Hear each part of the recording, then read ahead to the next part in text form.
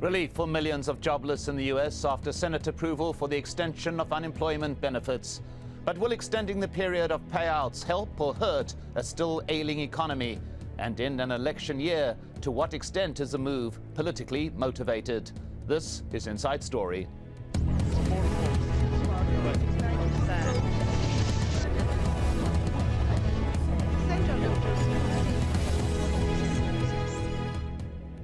Hello and welcome to the program. I'm Mike Hanna. Unemployed Americans are now a step closer to having their unemployment benefits restored. Before the financial crisis hit in 2007, benefits expired after 26 weeks of unemployment. Congress then expanded the program to cover up to 99 weeks. The deadline for the expanded program was May this year. Since then, over 2.5 million Americans have not received their checks. Nearly half of the 15 million Americans out of work have been jobless for more than 6 months. And nearly a quarter of the unemployed have been out of work for more than a year. This is the highest level of long-term unemployment since the government began keeping track in the 1940s. On Tuesday, the U.S. Senate approved extending the unemployment benefits program through November.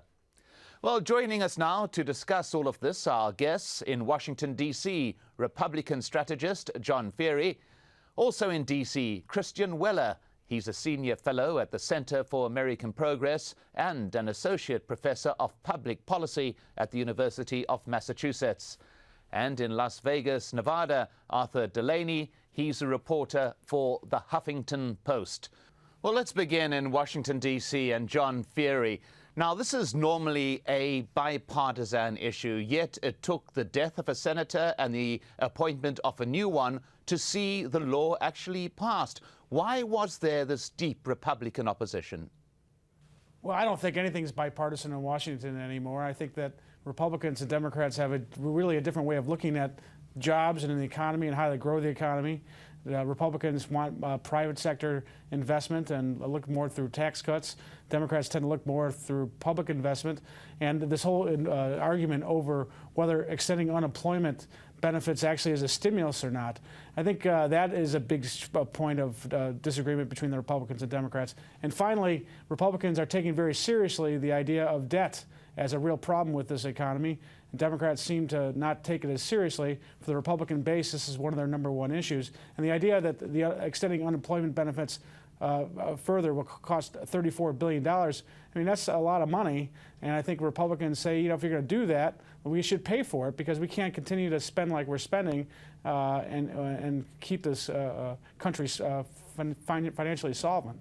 Well, Christian Weller, also in Washington, D.C., we heard there and outlined a basic difference in philosophy between Republican and Democrat approach to the economy. Your view? Well, let's talk about extending the unemployment benefits first. I think it's a win-win-win situation. It's a win situation for those workers who are hurt the most by the recession due to no fault of their own. It's $34 billion. In the grand scheme of things of a large economy like ours, it's not all that much money, but it will make a big dent for the unemployed workers. It will increase sales, which is the #1 concern for private businesses at this point, far ahead of deficits. And then it ultimately will create, because it generates more sales, it will ultimately create more private sector momentum, which we need more of to sustain the recovery that started last year and really took hold in the private sector late last year in 2009. So we need to strengthen that. The argument over deficit, however, is a nonsense argument. Congress had the opportunity to pay for these benefits by closing some tax loopholes. So this is not a debate over deficit spending or not. Clearly, we could have paid for this. It just simply was decided not to, largely because of conservative opposition. But the important piece here is a temporary, necessary economic measure that will help the economy this year. It will ultimately run out in November, and I think it's smart economic policy. Well, let's go to Arthur Delaney in Las Vegas and put the question to him. We've heard two different views here of whether these unemployment funds injected into the economy will stimulate the economy or whether they won't. What's your view? Well, the disagreement over whether unemployment benefits stimulate the economy and the deficit impact of the benefits as a problem is really only a debate that's happening in Washington. Outside, among the population, polls have shown that most Americans think it's better to help the unemployed than to worry about deficit reduction. Deficit hawks from groups like the Concord Coalition say nickel and diming the unemployed is not a smart way to reduce the long-term debt. So it's really a Washington phenomenon, and I think that does suggest that people are looking toward the election in November when they're making these decisions about whether to extend benefits or not.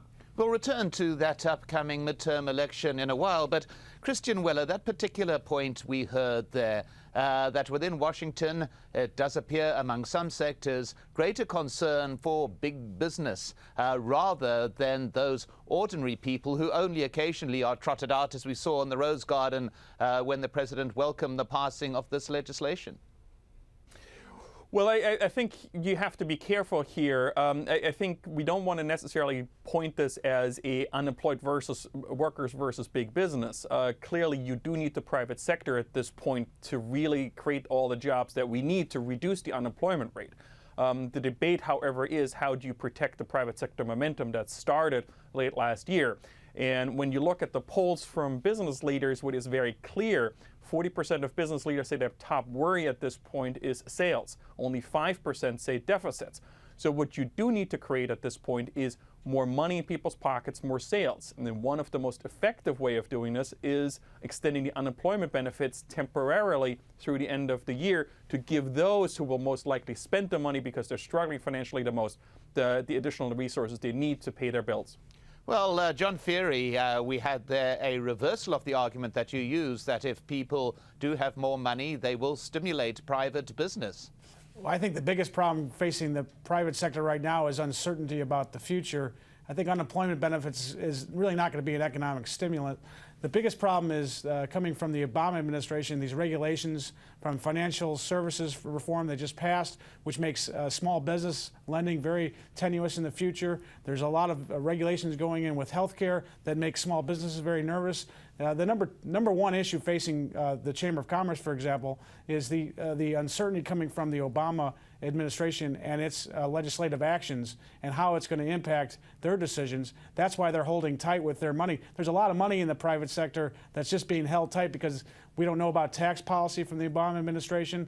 And I think that unemployment as a stimulant is a very, very small part of this. The bigger thing that could happen to help stimulate the economy is common sense actions from the administration that wouldn't punish business. I think that is what has most business leaders very concerned.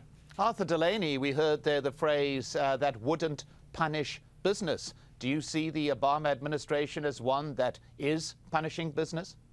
Well, I don't really.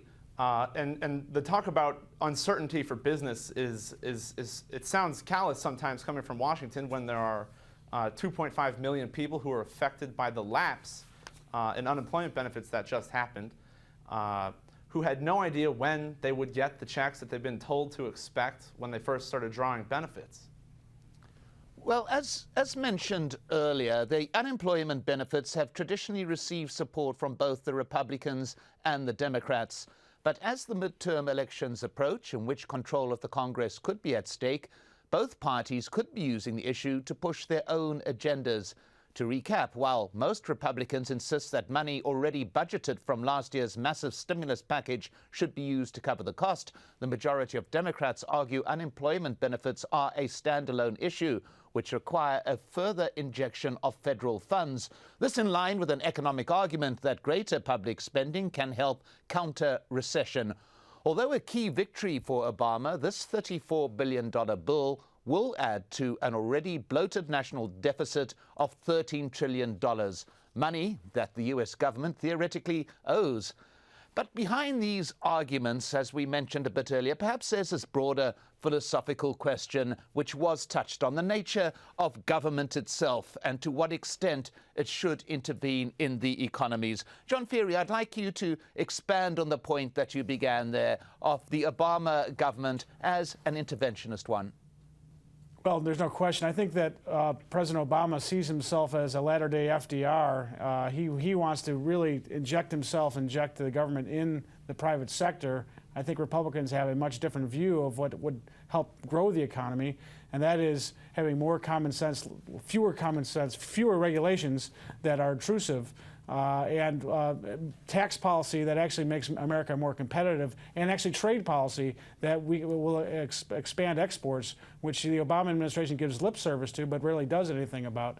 There is, I think, a different philosophical view of the private sector. You see with President Obama, the private sector often viewed as a villain, and I don't think that most people are trying to get jobs see the private sector as a villain. They want to get jobs. And this whole debate about unemployment, I think most people on unemployment would rather get a job than collect unemployment. I think that that's the thing that we have to create, that situation, and make American businesses more competitive so that those jobs can be created. Well, what we've heard from the White House is that it's big business and other companies that have made regulation necessary. They point to the massive financial crisis sparked off by a lack of oversight on Wall Street. They point to environmental disasters as a laxness in regulation, for example, of granting offshore oil drilling rights. Christian Weller, your view on this issue of intervention in the economy by a government and when and where it is necessary? Well, if you look at the policies that have been moved forward, health insurance, financial regulatory reform, and energy reform that's on the table at this point, what becomes very clear is an underlying philosophy of making the private markets work better. Generally, it's a policy approach to improve the information flow, level the playing field between consumers and producers, thereby increasing competition. Now, banks that charge exorbitant fees to consumers or oil companies that charge exorbitant prices at the pump probably won't like that. But underlying that is textbook economics that both progressive and conservative economists sign on to, and that is greater information will level the playing field between consumers and businesses and thereby increase competition. You can trace this in the healthcare sector, where clearly the Obama administration wanted to increase competition without actually the government running insurance companies. The same is true for financial regulatory reform, streamlining information, improving information flow, improving consumer protection, and thereby increasing competition. And it's very clear in the energy proposal, where it's all about increasing competition for oil through other energy measures, alternative energy and energy efficiency. That will ultimately level the playing field, bring more money into the pockets of consumers, level the playing field between consumers, and increase competition, and make the private sector work as it's supposed to work and not just work for a few rich companies. Well, we have President Obama at present standing on the steps of the Ronald Reagan building in Washington, introducing a financial regulatory package, a very large one indeed. And Arthur Delaney in Las Vegas, perhaps ironic that this building named after a man who believed in total deregulation within the economy as far as possible. But that phrase, making private business work better, do you think that that is an important point and one that perhaps the Obama administration is looking towards? I would say that that's an accurate description of their reform approach. John made an interesting point when he said Obama sees himself as a latter-day FDR. I think if Obama really did see himself that way, he wouldn't have created this deficit commission that is potentially looking at cutting Social Security benefits. He wouldn't be standing idly to the side while Senate sort of dithers on unemployment benefits. Those are both New Deal programs that are essentially under attack, and the Obama administration has let it happen. Well, to what extent does this, what lies behind this, be the American fear of the welfare state? Christian Weller, this is something that has been discussed and debated in the weeks leading into the unemployment benefits, also, of course, the health insurance. This issue of welfare state, is there generally the view that President Obama is intent on pushing that or approaching it? Well, it's certainly a concern among Americans. Americans tend to emphasize self-reliance more than Europeans. That doesn't translate into wholesale opposition to social insurance programs such as unemployment insurance or Social Security. Both programs have enormous public support across a wide spectrum of the political parties. But it does mean that extensions of these programs, especially permanent extensions, are somewhat viewed suspiciously. But nobody is talking about extending unemployment benefits permanently. This is a temporary extension through November of this year to deal with the worst unemployment crisis since the Great Depression. The same, and as Arthur already made the point, we're going to have a discussion over Social Security benefits, which will likely include some Social Security benefit cuts. So it's very hard to see that the Obama administration is extending the welfare state. Let me also address the healthcare issue. We already have universal healthcare in this country. The reform package dealt with health insurance, and that is how we pay for this and how we reduce the cost of healthcare increases. So this is not a question about extending the welfare state healthcare benefits, Social Security benefits, or unemployment insurance benefits. It is a way of handling the crisis and ultimately having these benefits, healthcare and pensions in particular, on a sustainable basis for generations to come. John Feary, to pick up on a point mentioned a little bit earlier, and that is that this is a midterm election year. This is a very serious problem, as been pointed out, the number of unemployed within the US. But to what extent are politics involved in this? To what extent are the parties pushing an agenda with an eye to those elections, in your view? Well, everything Washington does in an election year is geared towards the election, and that's always been the case. So I think that, you know, both sides are trying to find ways to motivate their political base, and so you'll see Republicans, you know, focus on things like debt, which is something that really motivates their political base, and Democrats will be pushing for a stronger safety net. I would make one point, though. I think that what is driving the political discussion outside Washington is an animosity not towards the welfare state per se, but against government. And by government, I mean the size and scope and wealth of government and government employees. I think that there's a real animosity towards government bureaucrats. I think there's animosity towards people who work in the private sector and don't have as good of benefits as people who work in the public sector. And I think that that is what's driving a lot of these, for example, the Tea Party movement. They want to go after government and shrink government. And I think that this is not just the welfare state was something that Ronald Reagan talked about. This is not a welfare state discussion. This is a government discussion, and I think it's a different discussion. Well, Christian Willer, one of Obama's pledges was a reduction in the size of governance. What is your view of that? Well, I need to correct you there. President Obama pledged to make government more efficient, and I think that's the right discussion to have. Point taken. If there are programs that don't work, we should eliminate them. But we need to be very careful reviewing what works and what doesn't work. And John's point is well taken. There is this animosity towards this fuzzy notion of big government. But once you scrape away the surface, these placards, these short buzzwords, what you find is there's enormous support for individual things that the government does. The stimulus package is the best point here. There's a lot of opposition to the stimulus as a large package. Once you ask people whether they like the extension of unemployment benefits, higher Social Security benefits, the tax cuts, infrastructure investments, more money for teachers, there is enormous support for every individual measure in the stimulus package. So part of it is that the political class in Washington hasn't done a great job, both parties, hasn't done a great job communicating what government actually does under these umbrellas of stimulus, financial bailouts, and so on and so forth. So I think there's a little bit of a communications problem, but once you ask people what they like what government does about specific measures, they generally tend to support what has been done in the last year and a half. Well, Arthur Delaney, this issue of unemployment is one that is something that will play out in the political sphere, no doubt. And there will be political opponents of President Obama who will point to the fact that when that massive stimulation package was introduced last year, the predictions were that unemployment would be in the region of 8% by this time. Instead, it's staying pretty steady at 9.62%. Is this causing political damage to the Democrats? Oh, well, the fact that the Obama administration's projections for what the stimulus would do with regard to the national unemployment rate has been a Republican talking point every day for the past year, and it's a pretty powerful one. And that is playing out in the unemployment debate. People are able to point to that and say, look, these stimulus programs aren't helping, and in fact, they're making it worse.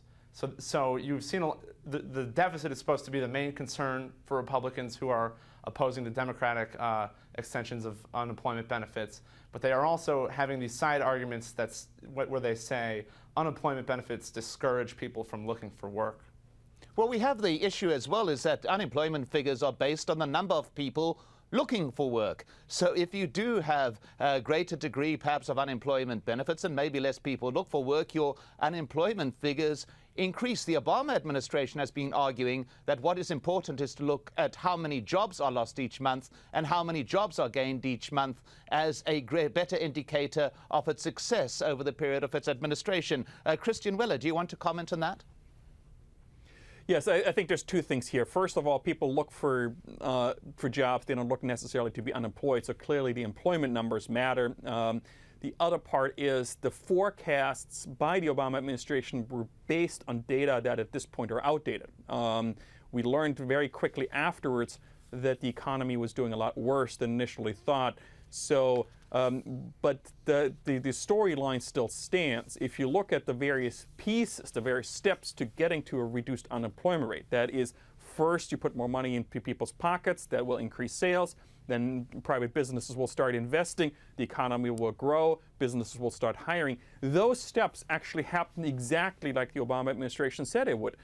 Within less than a year, we had positive job growth. We have now added 600,000 jobs in the private sector in 2010 alone, whereas when the stimulus was passed, we're losing on average about 700,000 jobs per month. So clearly, the stimulus is working. What we really need to look for is job growth. It should be stronger, it could be stronger, but in order to strengthening that, we have to address the primary business concern, and that is sales growth, or lack thereof, and the extension of the unemployment insurance benefits can help to really boost sales growth for the rest of this year. John Ferry, your view about that, the unemployment figures and the Obama's interpretation of them, and what we just heard about the number of jobs that are no longer being lost? Well, the unemployment figure doesn't tell the full story. The underemployed people in America is about 20%. People who've decided not to look for a job, we don't really know how big that number is, but it's a very big number. And the fact of the matter is that people have lost confidence in this president, if you look at the polls, because he has not focused on job creation. He has not focused on economic growth as the primary motivator of his presidency. He's focused on other things: health care, cap and trade, financial services regulation. All these things are looked at by most Americans as a distraction from the real issue which faces them, which is trying to find a job and trying to create a vibrant economy. The fact of the matter is this economy is really sick. It's not doing well. We don't have job growth for people who don't have the best and the brightest, come from the best and brightest schools. We need to get job growth for the middle class. The president hasn't focused on that at all. I know that the vice president likes to talk about that, but this recovery summer is not a recovery for most Americans. That's why this unemployment debate is so poignant for people, because they can't find a job. And the president has not focused on, he's